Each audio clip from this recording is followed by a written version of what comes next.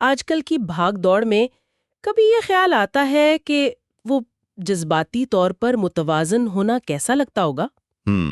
خیال تو آتا ہے. بہت اہم سوال ہے یہ آج کل. جی، تو آج ہم ایک ایسے ہی بنیادی سوال پر غور کر رہے ہیں، ایک بہت ہی مختصر ماخذ سے لیا گیا ہے. اچھا. عنوان ہے جذباتی توازن کا حصول. ٹھیک، جذباتی توازن کا حصول. تو اس میں کیا تفصیل ہے؟ بس یہیں پر بات تھوڑی مختلف ہو جاتی ہے.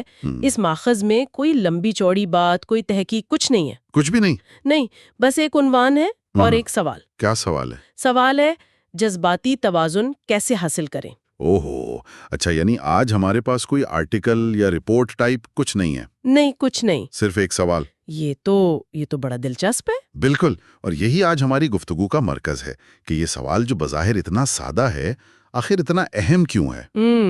اس کا مطلب کیا ہو سکتا ہے؟ اور صرف ایک سوال ہمیں کیا سکھا سکتا ہے؟ تو آئیے اسی پر بات کرتے ہیں. ٹھیک ہے، تو سب سے پہلے یہ سوال اہم کیوں ہے؟ آج کے دور میں اتنا ریلیونٹ کیوں لگتا ہے یہ؟ دیکھیں نا، مجھے لگتا ہے آج کل ہر کوئی کسی نہ کسی طرح اس سے جڑ سکتا ہے. جی. ہر طرف سے اتنی معلومات آ رہی ہیں، سوشل میڈیا کا اپنا ایک دباؤ ہے، پھر کام، زندگی، ان میں بیلنس بنانا. مستقبل کی فکریں. ہاں، وہ بھی ایسا لگتا ہے جیسے ہم مسلسل ایک جذباتی جھولے پر ہیں، کبھی اوپر کبھی نیچے. صحیح کہا، رولر کوسٹر والی بات. تو ایسے میں وہ ٹھہراؤ، سکون، یا جسے ہم توازن کہہ رہے ہیں، اس کی خواہش تو ہوتی ہے نا؟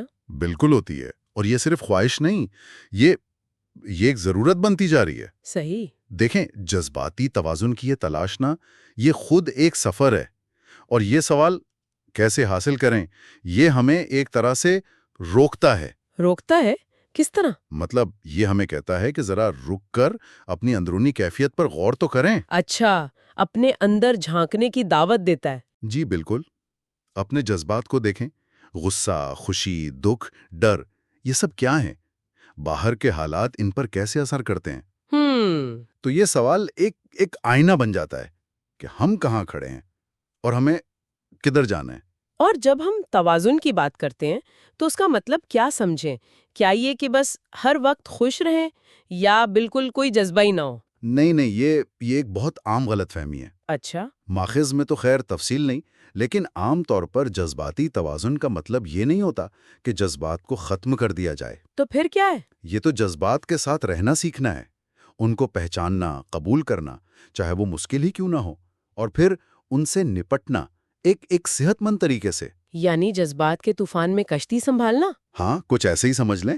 یہ کوئی جامد حالت نہیں ہے کہ بس پہنچ گئے اور وہیں رک گئے. ٹھیک. یہ تو ایک مسلسل عمل ہے. جیسے سائیکل چلاتے ہوئے بیلنس رکھتے ہیں نا. ہاں. ہلکا ایڈجسٹ کرتے رہنا پڑتا ہے. ہاں بالکل. تو یہ ویسا ہی ہے. زندگی کے اتار چڑھاؤ تو آئیں گے، بس ان میں اپنی مرکزیت قائم رکھنے کی کوشش کرنا، وہ توازن ہے. یہ تصور زیادہ حقیقی لگتا ہے، جذبات کو دبانے کے بجائے ان کے ساتھ چلنا. جی.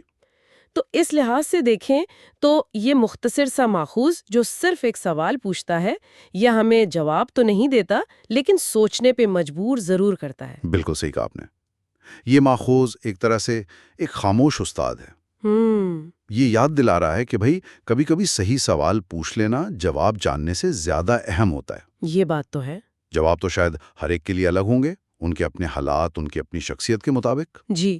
لیکن سوال ایک ہی ہے، اور یہ ہمیں اپنے اندر دیکھنے اور اپنے لیے مناسب جواب ڈھونڈنے کی طرف راغب کرتا ہے. اور شاید مزید جاننے کی طرف بھی، کہ اچھا اس پر اور کیا معلومات مل سکتی ہیں؟ بالکل. یہ ایک نقطہ آغاز بن جاتا ہے کہ چلیں اس موضوع پر کچھ اور پڑھتے ہیں یا کسی سے بات کرتے ہیں. تو آج کی گفتگو کا خلاصہ یہ ہوا کہ جذباتی توازن کیسے حاصل کریں کا سوال، جو جذباتی توازن کا حصول نامی ماخذ میں تھا، وہ اپنی سادگی میں بہت گہرا ہے. جی. اگرچہ ہمارے پاس کوئی بنا بنایا جواب نہیں تھا، لیکن ہم نے یہ ضرور دیکھا کہ یہ سوال اہم کیوں ہے، توازن کا اصل مطلب کیا ہو سکتا ہے، اور کیسے صرف ایک سوال بھی ہمیں سوچنے کی راہ دکھا سکتا ہے. بالکل. اور آخر میں ایک بات اور ذہن میں آ رہی ہے. جی. وہ یہ کہ کیا یہ جذباتی توازن کوئی منزل ہے؟ مطلب کوئی ایسی جگہ جہاں ہم پہنچ گئے تو بس ہمیشہ کے لیے پہنچ گئے؟ اچھا سوال ہے۔ یا پھر یہ ایک مسلسل کوشش ہے، ایک روزمرہ کی مشق، جس میں ہم کبھی تھوڑا آگے بڑھتے ہیں، کبھی شاید تھوڑا پیچھے ہٹتے ہیں اور مسلسل سیکھتے رہتے ہیں؟ یعنی توازن منزل نہیں بلکہ سفر کا انداز ہے۔ شاید ایسا ہی ہے۔ یہ ایک سوال ہے جس پر سامعین خود بھی سوچ سکتے ہیں۔